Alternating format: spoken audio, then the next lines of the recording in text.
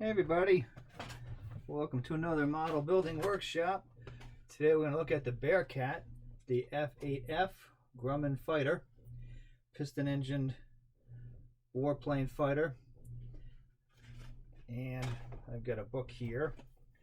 This is a book I've had pretty much forever. Aircraft of World War II by Bill Gunston. And this has a nice spread here of different Grumman fighters from the Wildcat through to the Bearcat. It's got the F6F, F4F, and the F8F here. And it shows a few different options you can do with the Bearcat if you desire to do, French, Thai, and South Vietnam. So this is an old Monogram kit that I built this kit when I was about 11 or 12. And this is the same kit. And I remember working on this all those years ago, and I didn't do the best job with the kit back then. So it's kind of fun to try this again. So this is a kit that I picked up in an antique shop for a few bucks. And my idea really was to get this so the kids could work on it at the model building workshop now that we're doing that live in person at the Smith Hill Library in Providence. But it had a number of issues, and sometimes that happens when you get things at a like an antique store or a flea market. So it turned out, although I don't think you're going to be able to see it on the camera, but it turned out that someone had worked on it and they had painted it. They didn't build it, but they had pre-painted the pieces, which that's helpful if you do it right. But they painted the wings and the fuselage in a blue, but it was very gloppy, and I had to let it sit in some paint stripper for quite a while to get most of that ick off the model. I didn't get all of it, although I certainly worked hard to do so. And I figured at this point, no kid's going to be too excited working on a kit that's got a few globs of paint and ick still on it. And of course, it's got a broken wing, which I think I can repair that pretty easily. But like I said, what kid's gonna be like, oh boy, look, I'm building this mangled mess? So I decided I'm just gonna monkey with this because I feel like I need another shot at this, since my experience all those years ago was so, and maybe it might be again, but we're gonna try it. So the Bearcat was the last of the big Grumman fighter planes of that era from the 40s, and this arrived just at the end of World War II, so it never saw any combat in World War II. Looks like France, I think, used it, and the South Vietnamese used it during the Vietnam era.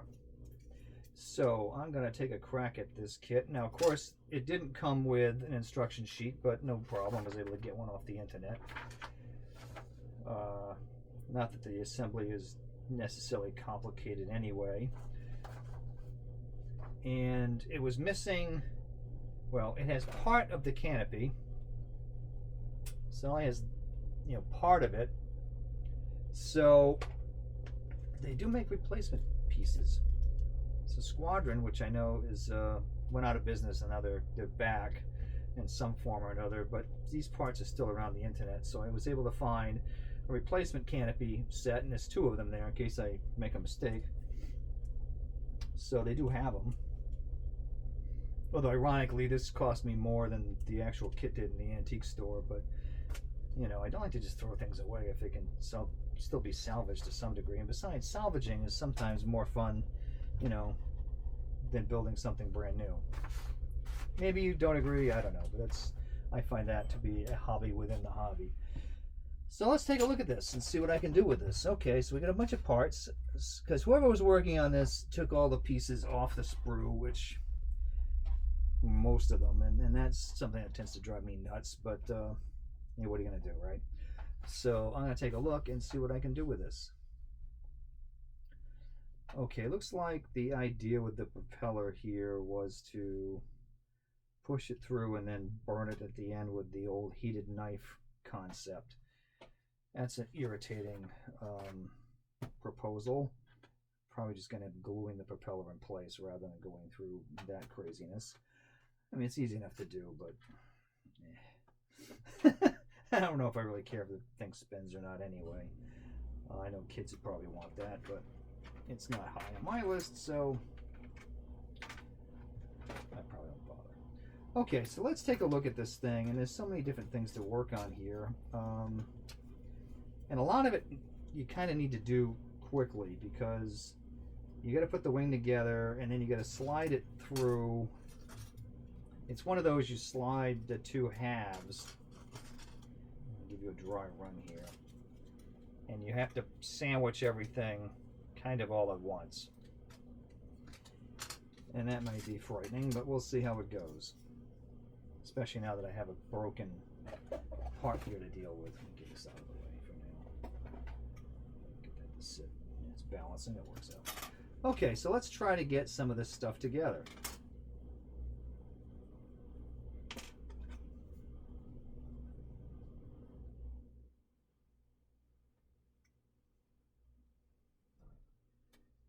Sorry if you can hear my laundry going in the back, but hey, I like to multitask, you know.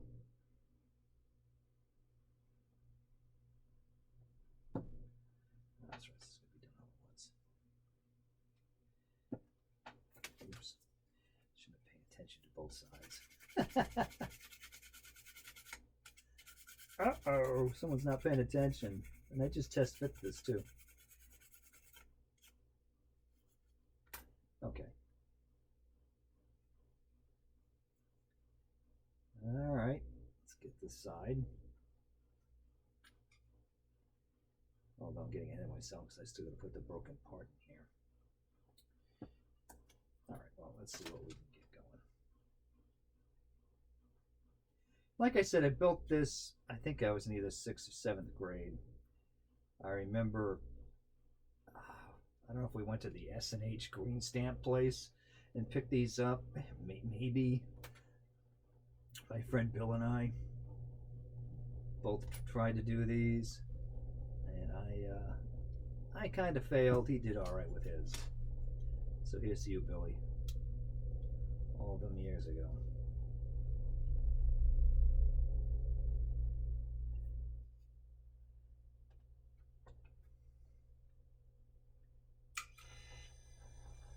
Okay. Let's go. Bit of a seam there, but hey.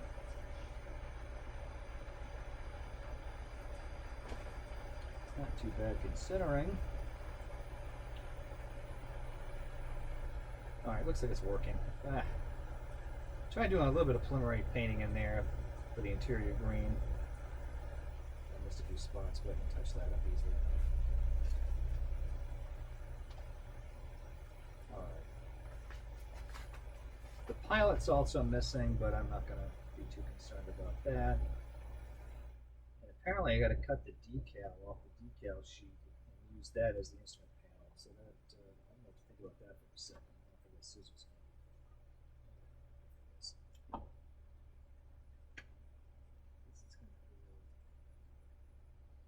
Somehow, I think this needs to be at the back. Does it show it there? Oh, it does. I guess it's supposed to be. Okay.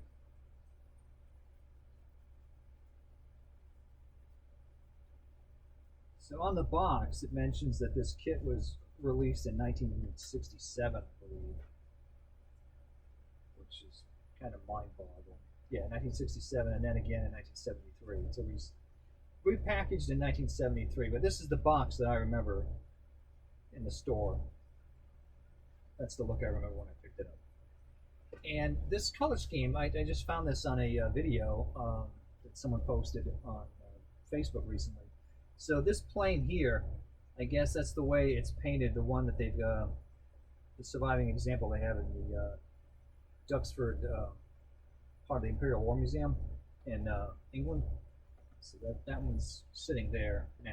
I believe it's functioning, because they were showing an air show. I didn't see this thing take the sky, but a lot of other planes on that field did. And I know a lot of the aircraft at Duxford do, in fact, fly.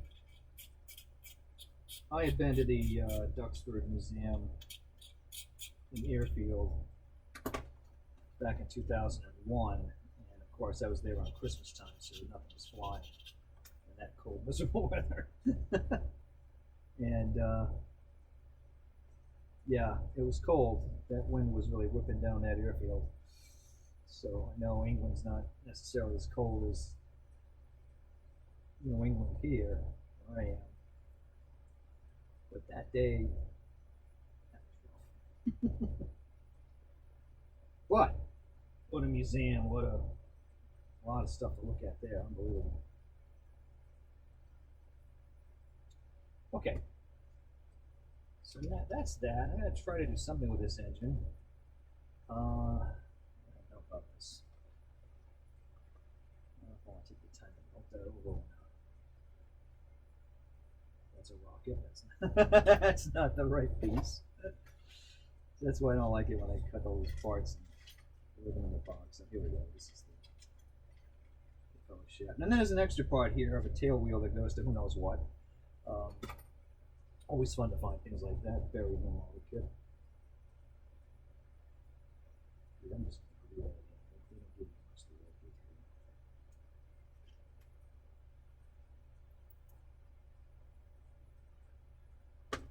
Think about this. Maybe I can pause and try to burn this thing.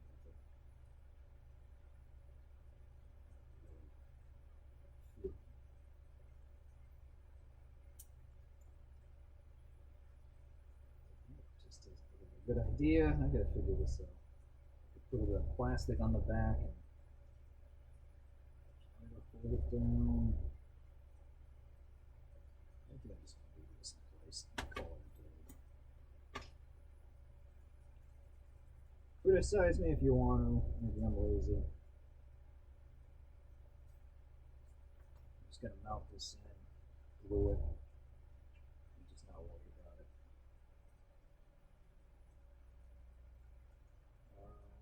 Although, the more I think about that, I look like it's going to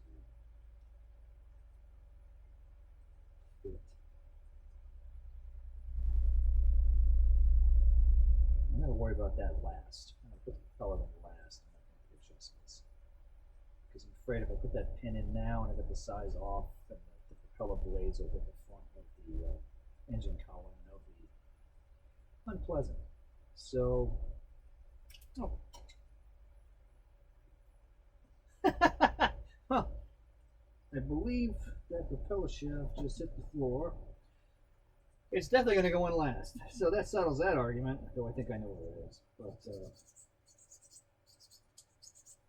interesting that, like I said, I tried this kit when I was young and I didn't do so well. And right now it's not looking too promising if this one's going to go any better. All right, let me see if I can get this.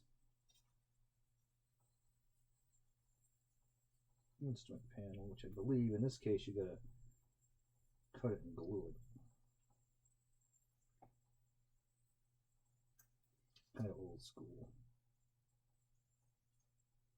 The decal sheet is not in good shape, but luckily I have a spare, and I'm not sure why I have a spare.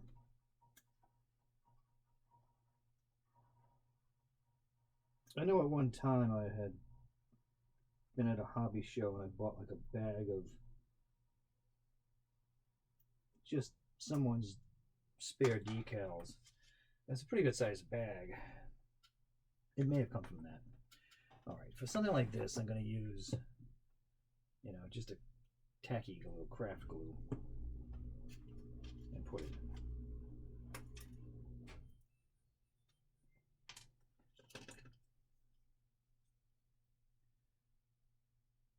Not sure how this is going to go, but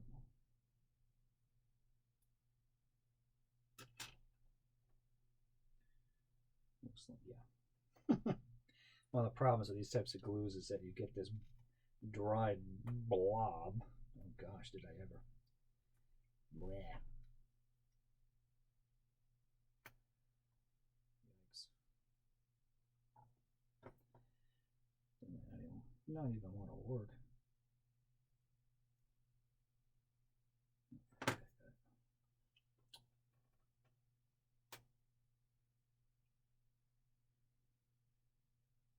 Come on, I don't need much.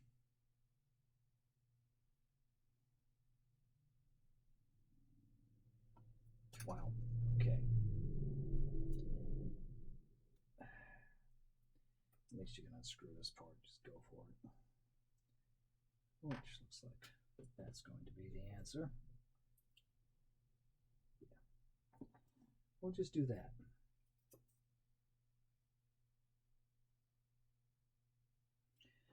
Which is a lot simpler. Okay.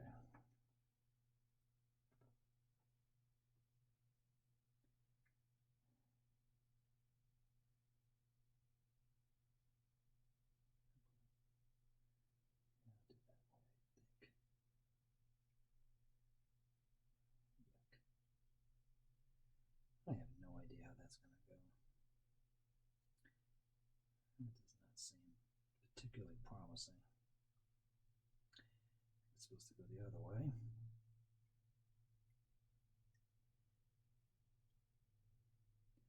I'm not the biggest fan of this idea, but yeah, it doesn't want to stay. It's fighting.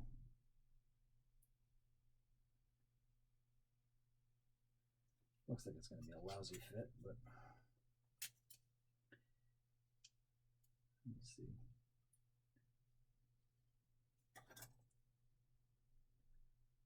I'm not too enthused about it. We'll see. We'll see how that goes. All right, let me get the engine on the pins here.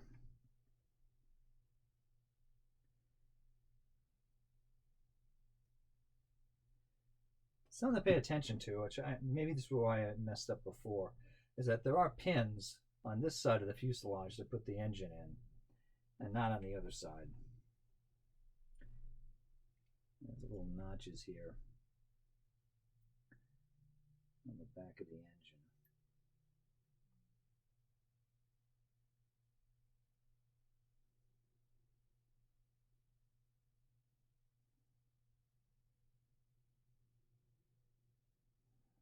Come on.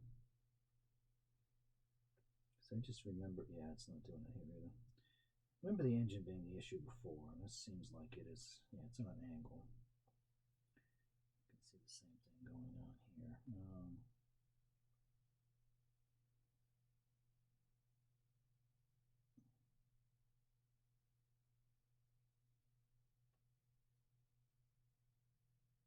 I think I got it.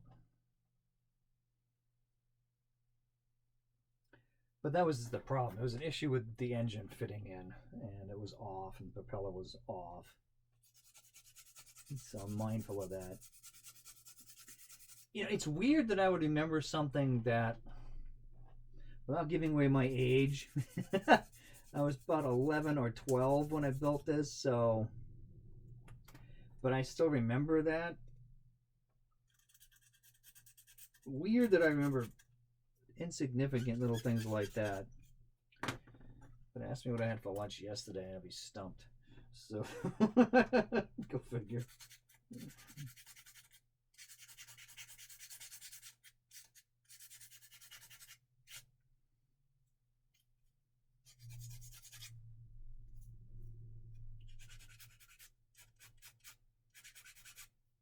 All right. I don't know if you can see this. I'm going to try to give you a look. But on the bottom there's a layer, there's still this yucky paint that whoever had this or tried working with this before, even with all of the paint remover, there's still a blob there. So I'm test fitting. I want to see how well the fuselage halves go together. That's not too bad considering there's a little bit of a gap up in this area. I don't know if you can see that. There's a little bit of a gap there. It's very dark blue, so it's hard to see. So this, I might want to give myself a little bit. I'm going to sand this pin down a little bit more.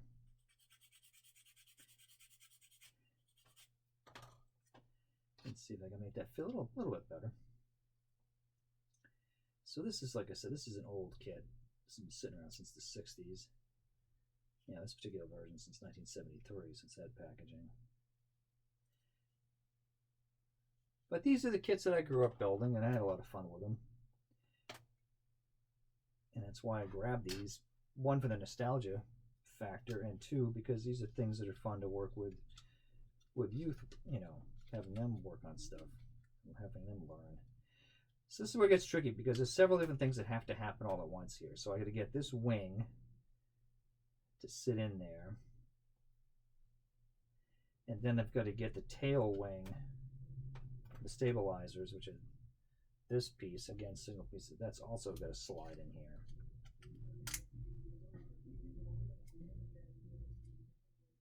I believe it's going to be like that. I'm not a big fan of that design either, because it makes such an awkward.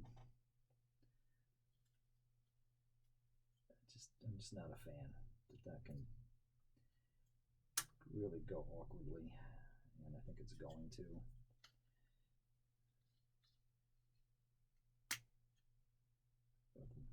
Yeah, that's on an angle. That's gonna take some playing around with, but we'll see. Bump here the back of the tail, which I can get rid of. Okay. So this is where you have to be a magician and do all these different things at once. And again, not a fan, but I think that's how they try to work with this design, that the wing of this plane, you can't really see it here, it's kind of sits not quite in the middle, but it's not quite flat on the bottom. Like the Hellcat, the F6F, the wing sat on the bottom, and then on the Wildcat it was sort of in the middle of the plane. So this is, in many ways, this is going back to the Wildcat design, which has the wing kind of sticking, well, it's almost at the bottom, but not quite. Okay. So let's try to see if I can get this magic show to go all together. Ooh, that's a problem. Up or down.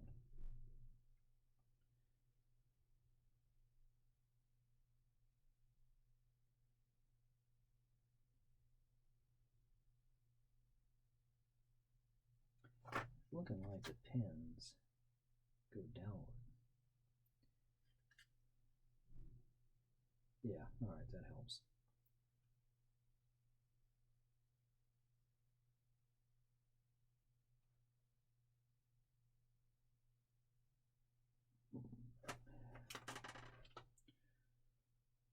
Okay, I don't want to get this too messy.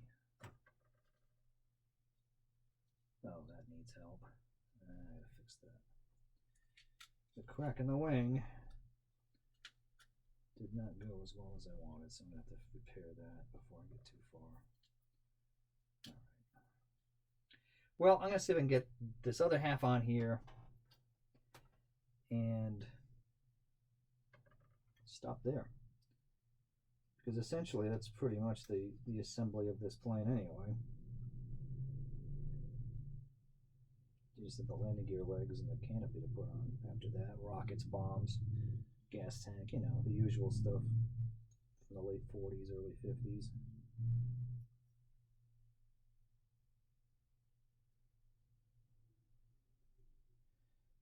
So the impression I had that there might have been a carrier loaded with these that were ready to head out to the Pacific when Japan surrendered, so they never saw any action in that war, World War II. All right.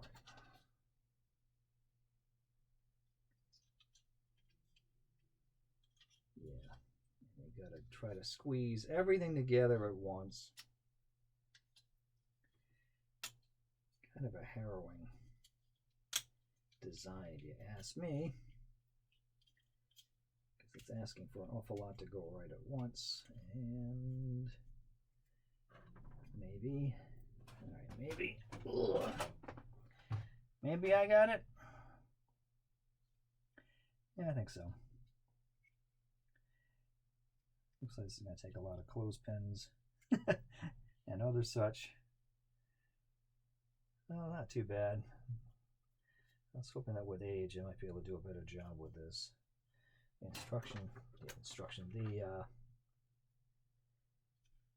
The instrument panel is not great. I don't like where it's sitting, but it's where it's going to have to go. Okay, I think that's going to be it for today's lesson. As you can see, there's a crack in the wing here, which I'm going to have to repair that because that did not go well. That's going to take some more work. All right, folks, we'll see you next time on the Model Building Workshop. Take care of yourselves and keep on building.